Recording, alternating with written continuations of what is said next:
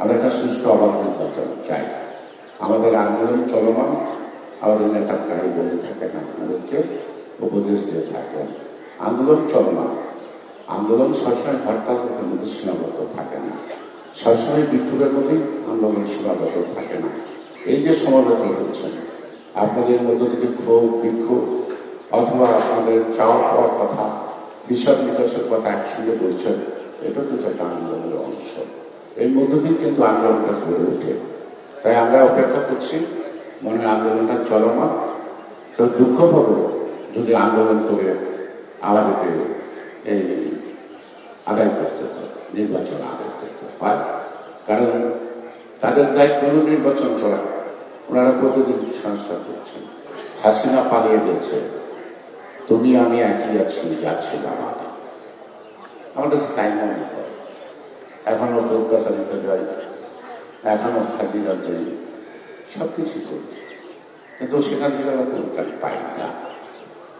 আর যাদের কাছে যেটা আশা করছি, তাদের দিকে তাকালে মনে হয় সেই বহু পুরানা দিনের রোমান্টিক গান, যে এই পথ যদি না শেষ হতো কেমন হতো বলতো। তাই আমার মাঝে মাঝে মনে হয় প্রধান উপদেষ্টাকে জিজ্ঞেস করতে, আপনাদের এই পথটা যদি শেষ না হতো কেমন হতো, কেমন হবে আপনি বলুন। আমরা এই পথের সমর্থন চাই।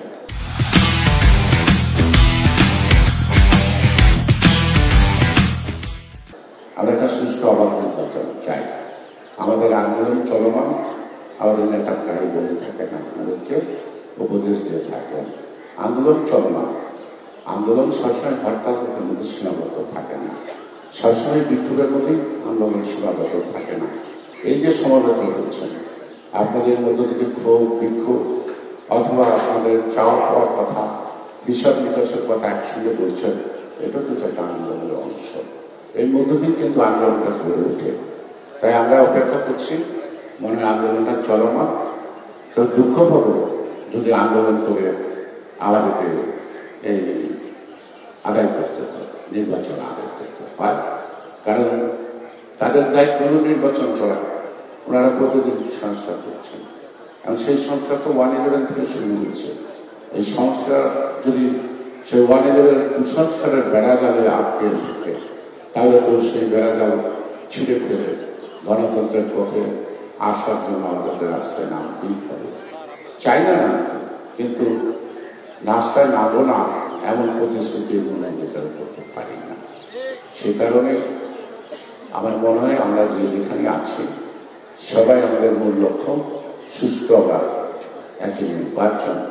সেই নির্বাচনে ডিসাইড করবে সরকার। সেই সরকার আপনাদের যুক্তিসঙ্গত যা কিছু আছে, ইতিমধ্যে আমাদের দল কর্তৃক, ভারপ্রাপ্ত চেয়ারম্যান কর্তৃক যে উত্থাপিত 31 দফা সংস্কার প্রস্তাব, আমার মনে প্রস্তাবগুলো মনোযোগ করলে আমার মনে হয় আপনাদেরকে নতুন করে কোনো দাবি দরকার প্রয়োজন হয় না। এই প্রস্তাবগুলোর মধ্যে বিষয়ভাবে লেখা আছে, কোনোটা প্রায়োরিটি বেসিসে কীভাবে আমরা একটা রিফর্মের মধ্য দিয়ে, যদি রিফর্মের কথা হয় তাহলে কোনো শহীদ রাষ্ট্রপতি জিয়াউর রহমানের চেয়ে বড় রিফর্মার ছিল না।